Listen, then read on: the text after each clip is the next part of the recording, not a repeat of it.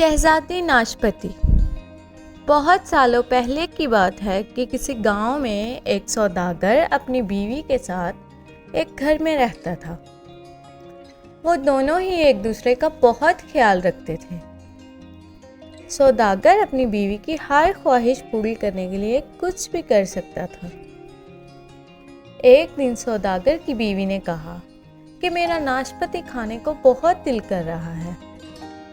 سوداگر یہ سن کر کہنے لگا کہ تمہیں آج ناشپتی کا کہاں سے خیال آ گیا؟ سوداگر کی بیوی کہنے لگی، بس مجھے ناشپتی چاہیے، مجھے آج ہی کھانی ہے۔ سوداگر یہ سن کر ناشپتی تلاش کرنے نکل پڑا اور بہت دیر کے بعد وہ ایک باغ میں پہنچا جو کہ بہت شاندار باغ تھا، اور یہ باغ ایک جادوگرنی کا تھا جس میں بہت ہی لذیذ پھلوں بھرے درخت تھے اور ان پر ہر قسم کے پھل لگے ہوئے تھے۔ لیکن یہ بات سوداگر نہیں جانتا تھا کہ یہ باغ ایک جادوگرنی کا ہے۔ تب ہی وہاں اسے ناشپتی کا درخت نظر آیا جو بہت ہی لذیذ اور پکی ہوئی ناشپتی سے بھرا پڑا تھا۔ وہ جلدی سے ناشپتی توڑنے کے لیے آگے بڑھا۔ جیسے ہی اس نے ناشپتی توڑی، جادوگرنی جو کہیں باغ میں سو رہی تھی اس کی آنکھ کھل گئی اور اس نے سوداگر کو دیکھ لیا اور پکڑ لیا۔ سوداگر جادوگرنی کو دیکھ کر بہت ڈر گیا اور کہنے لگا کہ میں یہاں صرف اپنی بیوی کے لیے ناشپتی لینے آیا تھا، مجھے نہیں پتا تھا کہ یہ آپ کا محل ہے اور یہ آپ کا باغ ہے۔ وہ رونے لگا اور جادوگرنی سے معافی مانگنے لگا۔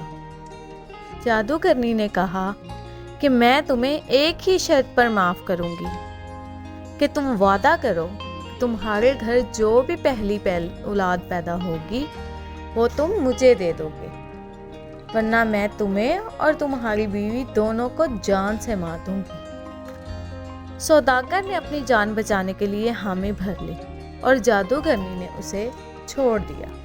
سوداگر نے جب واپس جا کر سارا واقعہ اپنی بیوی کو سنایا تو وہ بہت پریشان ہو گئی اور رونے لگی۔ اس نے کہا کہ وہ اپنی اولاد کسی کو نہیں دے گی۔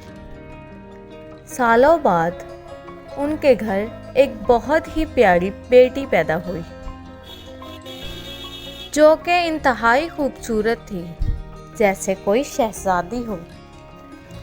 ادھر جادوگرنی تک یہ خبر پہنچ گئی اور وہ فوراً سوداگر کے گھر پہنچ گئی۔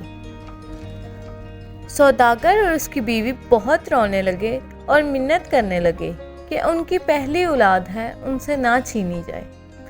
لیکن جادوگرنی نے سوداگر سے کہا، تم نے جو وعدہ کیا تھا اب وہ پورا کرو، میں تمہاری بیٹی لے کر جا رہی ہوں۔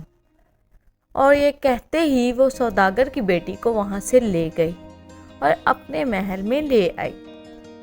جادوگرنی نے اس لڑکی کا نام شہزادی ناشپتی رکھا کیونکہ وہ شہزادیوں جیسی حسین تھی۔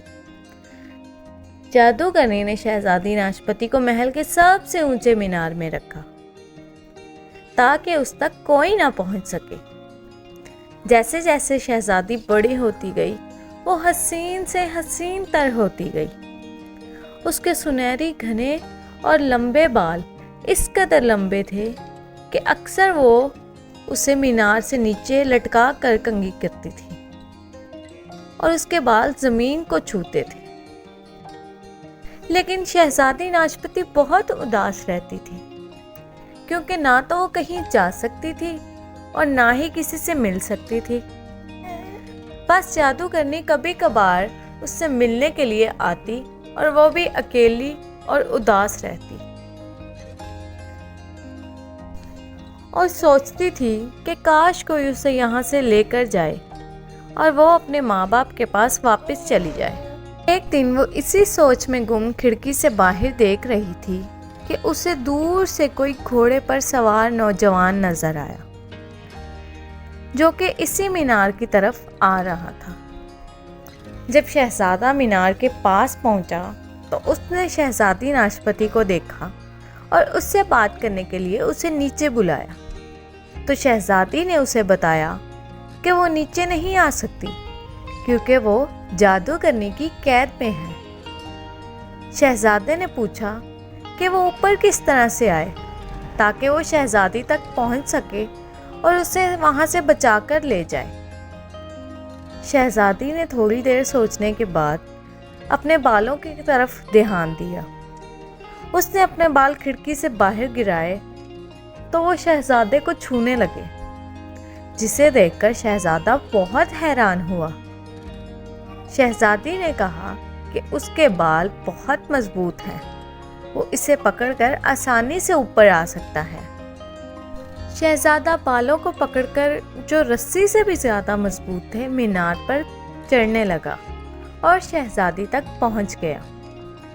شہزادی نے اسے اپنی ساری کہانی سنائی اور شہزادے نے اسے یہاں سے لے جانے اور آزاد کرنے کا وعدہ کیا۔